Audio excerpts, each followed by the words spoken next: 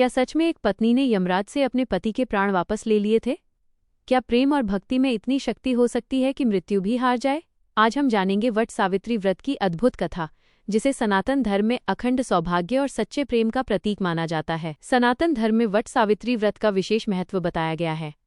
ये व्रत ज्येष्ठ मास में रखा जाता है और सुहागिन महिलाएं अपने पति की लंबी आयु, सुख और समृद्धि के लिए पूरे श्रद्धा भाव से ये व्रत करती हैं। यह केवल एक परंपरा नहीं, बल्कि प्रेम, विश्वास, त्याग और समर्पण का प्रतीक है। सावित्री और सत्यवान की कथा। पुराणों के अनुसार राजा अश्वपति की पुत्री सावित्री बहुत ही तेजस्वी, बुद्धिमान और पतिव्रता थी। जब विवाह का समय आया, तब सावित्री ने सत्यवान नाम के राजकुमार को अपना पति चुना।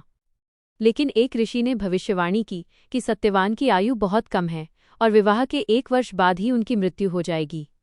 यह सुनकर भी सावित्री ने अपना निर्णय नहीं बदला। उन्होंने कहा, सच्चा प्रेम परिस्थितियों से नहीं बदलता।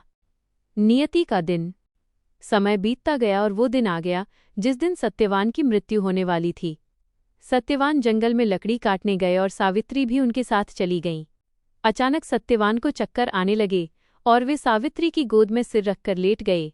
कुछ ही क्षणों में यमराज वहां प्रकट हुए और सत्यवान के प्राण लेकर जाने लगे। लेकिन सावित्री हार मानने वालों में से नहीं थी। वे यमराज के पीछे पीछे चलती रहीं।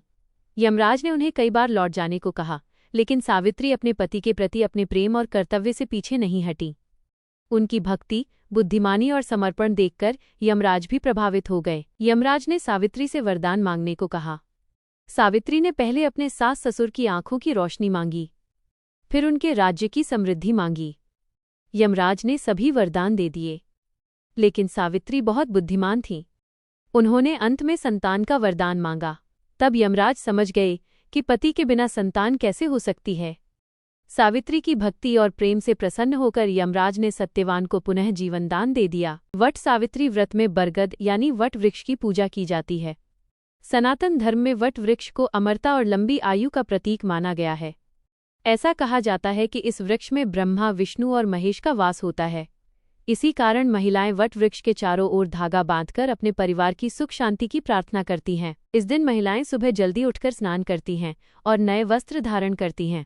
फिर पूजा की थाली में दीपक, फूल, फल, रोली और धागा सजाया जाता है।